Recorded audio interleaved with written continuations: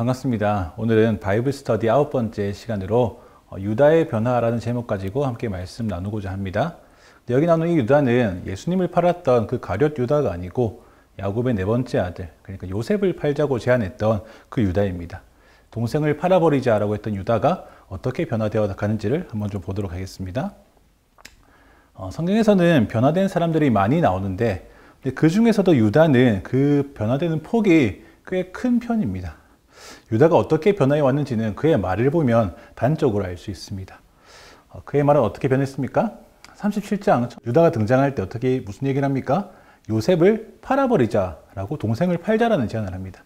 나중에 43장에 보면 야곱에게 제가 베냐민을 책임지겠습니다. 그러니까 이집트로 베냐민을 떠나보내고 싶지 않은 그 야곱에게 이 유다가 내가 책임지고 데리고 올 테니까 걱정하지 마십시오. 37장에서는 요셉을 팔아버리자라고 했던 이 냉혹한 형이 43장에서는 제 동생 베냐민을 제가 책임지겠습니다라고 하는 듬직한 형이 되기까지 어떤 과정이 있었는지 좀 보도록 하겠습니다. 요셉이 인상적으로 처음 등장하는 장면은 37장입니다.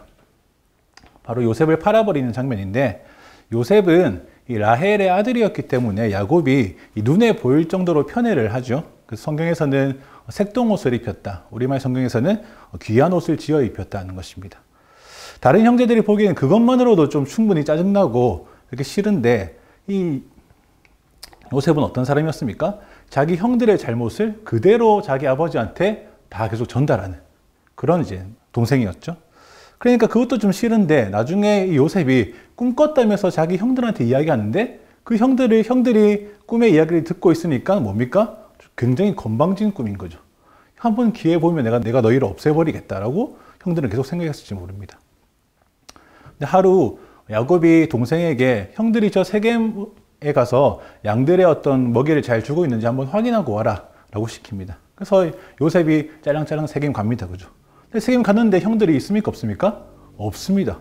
보통 같으면 그냥 형들이 없네 라고 돌아와서 형들이 거기 없던데요 라고 하면 될 것을, 형들이 어디 있는지 어떻게든 또 알아내가지고 그 도단이라고 하는 지역, 사실 옆 동네도 아니고 꽤 먼 지역이거든요. 거기 기어이 가서 형들을 찾아냅니다. 그죠? 저 멀리서 요셉이 오는 것을 보고 형들이 뭐라고 얘기합니까? 아, 저기 그 꿈꾸는 자가 오네. 우리가 쟤를 어떻게 죽일까? 라고 의논하기 시작합니다. 여러 아이디어가 나오죠. 그죠? 근데 거기에서 채택되는 것은 누구의 아이디어입니까? 이게 바로 유다의 아이디어입니다. 유다가 뭐라고 얘기합니까? 우리가 요셉을 그냥 죽여버리면 우리가 얻는 이득이 뭐겠는가? 그러니까 저 사람들한테 노예로 팔아버리자. 그러면 그 판 돈을 우리가 얻을 수 있지 않냐라는 것입니다. 그래서 그 의견이 채택돼서 이 형들이 요셉을 은 20세겔을 받고 팔아버리죠. 이 은 20세겔은 그 당시에 노예가 일반적으로 받던, 노예를 팔면 일반적으로 받는 그 노예 값이었습니다. 근데 사실 요셉은 노예도 아니고 또 굉장히 어렵기 때문에 사실은 굉장히 싼 값에 파는 것이죠. 하지만 이 형들은 20세겔을 받았습니다. 20세겔은 당시 한 사람의 2년치 연봉과도 비슷했기 때문에 팔기는 싸게 팔았지만 형들에게는 꽤 짭짤한 수익으로 돌아온 것이죠. 그래서 이렇게 해서 요셉을 팔아버리는 장면이 37장입니다. 그래서 이 요셉을 팔자고 했던 유다의 제안은 사실 굉장히 악질적인 것이죠. 근데 결과적으로 이 요셉을 팔아버리는 것이 나중에 어떻게 돌아옵니까? 이 가족들의 어떤 그 가뭄 속에서 구원을 받는 그 일로 이제 결과가 바뀌기 때문에 어떤 사람들은 이 요셉을 팔자고 했던 유다의 제안이 그래도 선하게 볼 수 있지 않느냐라고 하지만, 사실 제가 생각하기에는 결과가 선했다고 해서, 그죠? 이 요셉을 팔아버리자고 했던 유다의 어떤 그 말까지 선하게 볼 필요는 없다는 것입니다. 오히려 그럴 것 같으면 이 일을 통해서 선하게 바꾸신 하나님을 찬양할 것이지, 불필요하게 유다를 이렇게 칭송할 필요는 없는 것입니다.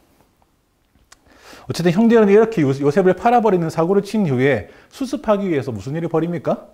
요셉의 색동옷을 가져다가 거기에 영소의 피를 묻혀서 야곱에게 가져다 줍니다. 우리 37장 32절을 읽어보겠습니다. 시작. 형들은 요셉의 옷을 아버지에게 갖고 가서 말했습니다. 우리가 이것을 발견했습니다. 이것이 아버지 아들의 옷인지 살펴보십시오. 야곱이 그 옷을 알아보고 말했습니다. 그 옷을 보고 야곱은 이거 내 아들 요셉의 옷이 맞구나 라고 굉장히 괴로워하면서 자기 옷을 찢는 것으로 자기의 고통스러움을 아주 극심하게 표현합니다. 그렇게 37장이 끝이 나면서 38장이 시작됩니다. 그래서 37장에서는 그렇게 요셉이 팔리고 야곱이 괴로워하는 것으로 끝나고, 그리고 38장에서는 갑자기 유다가 주인공이 돼서 이야기가 시작됩니다. 근데 38장이 시작되자마자 어떤 일이 일어나냐면 유다가 갑자기 형들과 그 아버지 집을 떠나버립니다. 자기 형제들을 떠나서 히라라고 하는 아둘람 사람에게 가버립니다. 그러니까 유다가 요셉이 슬퍼하는 이 와중에 집을 나가 가출을 하거나 혹은 독립을 하거나 해서 가버린 것이죠. 그러면서 하는 일이 뭡니까? 이 가나안 여자랑 결혼합니다. 하나님께서 이 이방 여자랑 결혼하는 것은 굉장히 좋지 않게 보시는데, 그래서 에서가 탈락하기도 했죠. 근데 유다는 야곱이 아주 슬퍼하는 와중에 그 집을 떠나서 이방 여인이랑 결혼하는 그 장면이 38장의 첫 부분입니다. 가족을 떠나는 것은 마치 아브라함을 떠나는 롯처럼 보이고, 이방 여인과 결혼하는 것은 에서와도 좀 겹쳐 보입니다. 보통 다른 민족과 결혼하는 것은 이 당시 문화 안에서 부와 계급을 얻기 위한 일종의 어떤 문화였던 것을 고려해 볼 때, 유다는 지금 하나님의 언약보다는 엉뚱한 데 많이 빠져 있다라고 보면 되는 것입니다. 그렇게 유다는 결혼을 해서 아들을 3명 낳습니다. 그들이 에르와 오난과 셀라입니다. 그래서 에르가 장성해서 결혼을 해가지고 며느리를 얻는데, 그 며느리가 누굽니까? 이 다말입니다. 그런데 이 가정에 죽음이 임합니다. 말씀 한번 보겠습니다. 읽겠습니다. 시작. 유다의 맏아들 에르는 여호와께서 보시기에 악했으므로 여호와께서 그를 죽이셨습니다. 이 에르가 무슨 짓을 했는지는 나와 있지 않아서 잘 모릅니다. 하지만 굉장히 악한 짓이었던 것 같아요. 하나님께서 보시기에 너무 악해서 그를 죽이셨다. 하나님께서 한 개인을 심판하는 이 장면은 성경에서 여기에 처음 나온 장면입니다. 그 전까지는 한 개인의 어떤 죄에 대해서 징벌을 하시고 벌을 주시고 세상을 쓸어버리는 심판을 하시긴 하셨지만, 한 개인에 대해서 이 개인이 악해서 이 개인을 죽이셨다라는 이 말은 여기서 처음 나오는 장면입니다. 뭔지 몰라도 굉장히 악한 것이었던 것 같습니다. 그렇게 에르가 죽자 둘째 오난이 이 다말을 취합니다. 이것은 그 당시의 관습인데, 이 형이 죽으면 이 형의 계보가 끊어지고 이 형이 가지고 있던 어떤 재산 같은 것도 좀 분할하기 어려워서, 이 형이 죽었으니까 둘째 이 아들이 형의 아내를 취해서 아기를 낳게 해서 이 형의 계보가 끊어지지 않게 하고, 또 이 형의 재산이 그대로 이어질 수 있도록 하는 것이 이 당시에 어떤 문화나 관습이었습니다. 그것은 다르게 얘기하면 이 과부가 된 이 다말의 살 길을 열어주는 것과도 같았습니다. 이 당시 과부는 자기 혼자 살 수 없었기 때문에 자기 살 길을 이 누군가가 책임져 줘야 됐죠.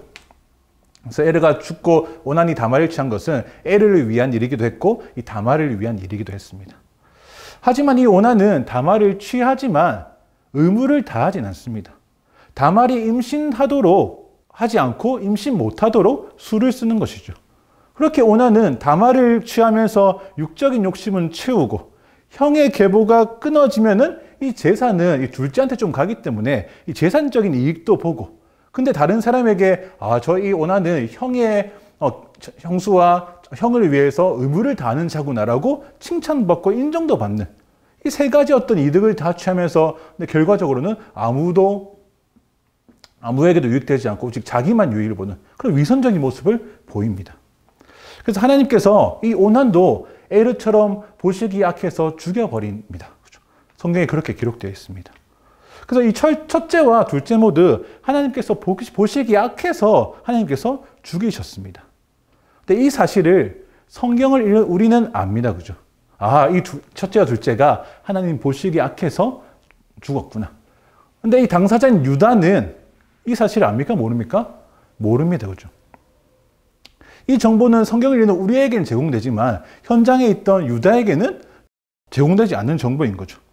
그래서 지금 유다의 입장에서 보면 어떻습니까? 에르가 죽어서 다말을 오난한테 죽었더니 오난도 죽었네? 누가 문제입니까? 이 얘가 문제겠구나. 마치 저주받은 며느리처럼 이 다말을 만나는데 아들마다 죽어나가잖아. 그러니까 이제 하나 남은 건 내 셀라인데, 근데 이 시아버지의 의무로서 이 셀라를 다말에게 주어야 이 둘을 위해서도 또 다말을 위해서도 살 길을 열어두는 것인데 얘가 죽을까봐 유다가 주지 않습니다. 다말에게 뭐라고 말합니까? 이 셀라가 아직 어리니까 너는 일단 친정에 가서 살고 있어. 셀라가 크면 그때 다시 부를게 라고 회유책을 씁니다. 그죠? 이것은 다말을 위한 일이 아니라 셀라를 잃을까봐 두려움에서 온 유다의 어떤 개인적인 말인 것이죠. 그렇지만 다말에게 나중에 셀라가 크면 부르겠다라고 했지만 부를 요령으로 그렇게 말했겠습니까? 아니죠. 부르려는 생각이 전혀 없었습니다. 이 저주받은 며느리를 우리 가정에서 어떻게든지 끊어내야지 라는 생각이 더 강했을 것입니다. 그렇게 다말은 유다에게 버림받습니다. 살 길을 열어주지 않는 것이죠. 그러니까 이것은 시아버지로서 자기 아들들에게 혹은 며느리에게 해야 할 의무를 완전히 저버린 것과 같습니다. 그렇게 시간이 지나고 유다도 자기 아내가 이제 죽게 됩니다. 장례가 끝나고 유다는 자기 친구와 함께 이 다말이 있는 동네를 지나가게 됩니다. 아예 며느리가 거기 산다는 것 자체를 잊고 사는 모양인 것 같습니다. 그 소식을 들은 다말은 유다가 지나가는 길 앞에 얼굴을 가린 후에 옷은 동네 창녀처럼 이렇게 꾸미고 기다립니다. 유다는 그런 다말을 지나치지 못하고 어떻게 합니까? 동네 창녀겠거니 하고 이렇게 접근합니다. 그래서 다말이 오케이 나랑 관계를 가지자. 그럼 나에게 화대로 뭘 주겠냐라고 하자 유다가 염소 한 마리 줄게 라고 이야기하죠. 그래서 다말이 그럼 담보가 필요합니다.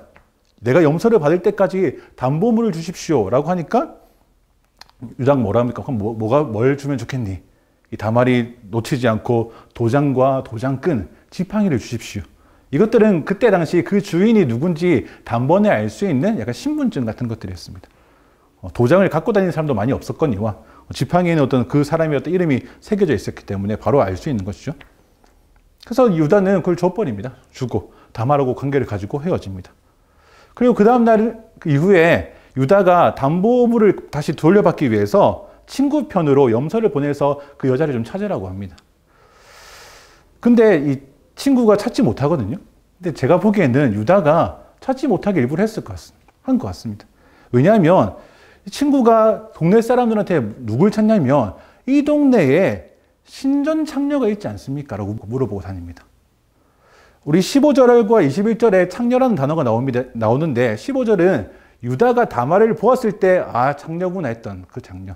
근데 21절은 그 유다의 친구가 담보물을 받기 위해서 찾고 있을 때 창녀라고 합니다. 한글 성경에서는 똑같은데 이 원어는 다릅니다. 첫 번째 거는 동네 창녀이고 두 번째 친구가 찾던 창녀는 신전 창녀. 그러니까 그 당시 신에게 드리는 제사로서 신전에 머무는 창녀와 어떤 제사의 하나의 방법으로 하는 것이었습니다. 그러니까 신전 창녀를 찾을 때 그것은 일종의 종교적인 어떤 의식이었다는 것입니다.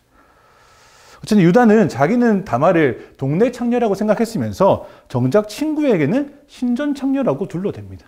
이 굉장히 위선적인 모습을 보이기도 하겠거니와 또 자기 재산을 아끼는 그런 약간 악질적인 모습도 같이 보이는 것입니다. 그러니까 친구가 다말을 못 찾습니다. 유다는 약간 찜찜할 수도 있었겠지만 자기 신분증을 들고 자기한테 다가오는 여자도 지금 일단 보이지 않고 염소 한 마리를 안 줘도 되니까 그냥 넘어가 버립니다. 근데 그렇게 3개월 뒤에 있다가 유다가 어떤 소식을 듣습니까? 당신 며느리 다말이 임신했다던데요. 그 소식을 들은 유다는 어떻게 합니까? 불같이 화를 내면서 당장에 다말을 불태워 죽여라 라고 얘기합니다. 여러분 여기서 보이는 유다의 모습을 보십시오. 자기의 동생을 팔아버리고 자기는 이방 여인과 결혼했고 자기 아들들이 죽어나가니까 다말을 저주받는 여자라 생각해서 의무를 다하지 않은 채 척이 내팽개쳐버렸고 그리고 창녀와 관계를 가졌으면서 친구에게는 신전 창녀라고 둘러대는 그런 사람입니다. 그러면서 별로 거리낌이 없어요. 그죠? 자기에게는 한없이 관대한 사람입니다. 유다가. 그런데 자기가 아들을 내어주지 않고 친정으로 보내버린 이 며느리, 살아갈 길을 제대로 열어주지 않았던 이 시아버지가 다말이 임신했다는 소식을 듣자마자 당장에 불태워 죽이라고 아주 엄격하게 명령합니다. 자기에게는 한없이 관대하지만 남에게는 아주 엄격한 이 유다의 모습입니다. 그런데 다말이 유다에게 불려와서 얘기를 합니다. 자기를 임신시킨 자를 내가 소개시켜 줄게요. 그러면서 뭘 하나 꺼냅니다. 그죠? 말씀 보겠습니다. 읽겠습니다. 시작. 그녀가 다시 말했습니다. 이 도장과 도장끈과 지팡이가 누구 것인지 살펴보십시오. 유다가 그것을 알아보고 말했습니다. 그러면 이 말과 이 장면 어디서 많이 본 것 같지 않습니까? 바로 요셉을 팔아버리고 난 후에 야곱에게 요셉의 옷을 내밀면서 이 옷이 누구 것인지 한번 살펴보십시오 했던 장면과 굉장히 흡사합니다. 사실 흡사할 뿐 아니라 단어들을 보면 같은 표현입니다. 앞선 장면은 아들들이 사실 이 유다가 팔아버리자라고 했기 때문에 유다가 주축이 돼서 왔겠죠. 유다가 야곱에게 와서 하는 말입니다. 이것이 아버지 아들의 옷인지 우리가 번역되진 않지만 청하건대라는 말이 있습니다. 청하건대 살펴보십시오. 야곱이 그 옷을 알아보고 말했습니다. 38장에는 다말이 유다에게 와서 하는 말입니다. 이 도장과 지팡이가 누구 것인지 청하건대 살펴보십시오. 유다가 그것을 알아보고 말했습니다. 이거 사실 이 두 문장이 이 목적어와 주어만 다르지 사실은 같은 문장입니다. 그러니까 창세기 내심 은연 중에 이 유다에게서 자기의 물건을 건네받는 이 장면이 자기가 이전에 요셉을 팔아버린 후에 야곱에게 옷을 내밀던 장면이 완전히 데칼코마니처럼 겹쳐진다고 얘기하고 있는 것입니다. 여기서 유다가 하나님 앞에서 전인격적인 회심이 일어납니다. 그것을 보고 유다가 말합니다. 뭐라고 말합니까? 이 여자가 나보다 옳도다라고 합니다. 이 말은 유다 자기랑 다말이 비슷한 수준인데 조금 차이가 난다 이 정도의 말이 아니고 좀 직설적으로 번역하면 그녀는 완전히 의롭고 나는 완전히 악하다라고 고백하는 것입니다. 그러니까 유다는 등장부터 계속 악하고 위선적인 자로 계속 나오다가 다말이 내민 물건과 청하건대 살펴보십시오 이 한마디에 과거 자기가 요셉에게 혹은 야곱에게 했던 이 모든 일들이 다 주마등처럼 지나가면서 완전히 회개하는 것입니다. 그렇게 38장이 끝이 납니다. 그리고 39장에서는 요셉의 이야기가 다시 시작됩니다. 이 시간적인 흐름에서 볼 때 38장 1절에서 마지막 절까지는 약 20년 정도가 넘게 시간이 흘러갔습니다. 그리고 이어지는 39장은 이 20년이 흘러간 시간을 이어서 받는 것이 아니고 요셉을 팔아버린 이 시간을 그대로 이어서 받습니다. 그러니까 요셉이 팔렸다. 그래서 첫 번째 장면은 유다가 이렇게 살아서 회심했다. 두 번째 장면은 요셉이 팔려진 이후에 요셉의 삶을 이렇게 보여주는 것입니다. 시간이 다시 돌아오는 것이죠. 그래서 39장에서는 팔려가서 이 보디발 아내에게 요셉이 유혹받아서 억울하게 감옥살이를 시작하고 40장에서는 감옥에 있던 술 맡은 관원장의 꿈을 해석해주면서 얘가 풀려나고 41장에 파라오가 꿈을 꿨는데 너무 찜찜해서 물어봤지만 아무도 해석을 못해.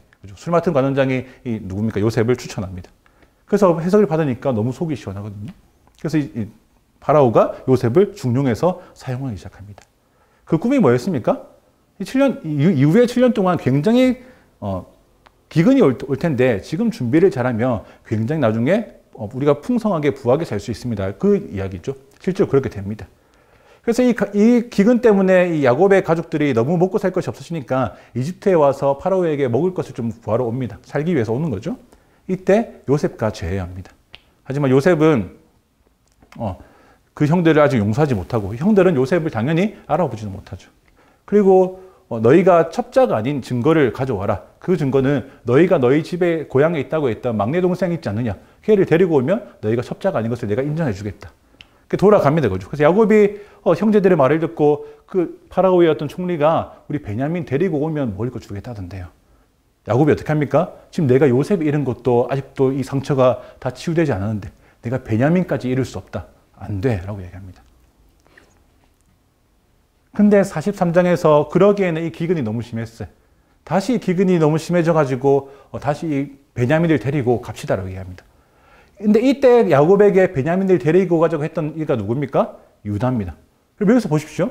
유다는 지금 요셉을 팔아버린 이후에 혼자 가출하고 독립해서 집을 나가버렸습니다. 그렇게 쭉 살다가 어느 순간 갑자기 야곱과 같이 살고 있습니다. 그러니까 이것을 보면 이 38장에서 이 가족을 완전 떠난 유다가 회심한 이후에 다시 고향 땅으로 돌아와서 여기서 같이 머물고 있는 것을 알 수 있습니다. 그래서 유다가 완전히 이때랑은 다른 차원의 얘기를 하죠. 내가 베냐민을 책임지겠습니다. 내가 베냐민을 어떻게든 데려올 테니까 나를 맡아주십시오. 야곱이 듣고 오케이 합니다. 사실 이 말을 42장에서 첫째 르우벤이 똑같이 했습니다. 르우벤이 아버지 제가 동생 데리고 오겠습니다 라고 하니까 야곱이 뭐 들은 척만 척했습니다. 근데 여기서 유다가 똑같이 얘기하니까 성경에서는 야곱이 아니라 이스라엘이 들었다라고 얘기합니다. 르우벤의 말은 야곱이 들었는데 유다의 말은 이스라엘이 들었다. 같은 사람이죠. 야곱과 이스라엘은 같은 사람이니까. 그러면서 이 유다의 어떤 지위 혹은 유다를 바라보는 어떤 성경의 어떤 관점이 달라진 것을 우리가 확인할 수 있는 것입니다. 그리고 데려가서 베냐민을 이렇게 보여줍니다. 그리고 이제 많은 것을 얻어서 돌아오려는 찰나에 요셉이 뭐라고 합니까?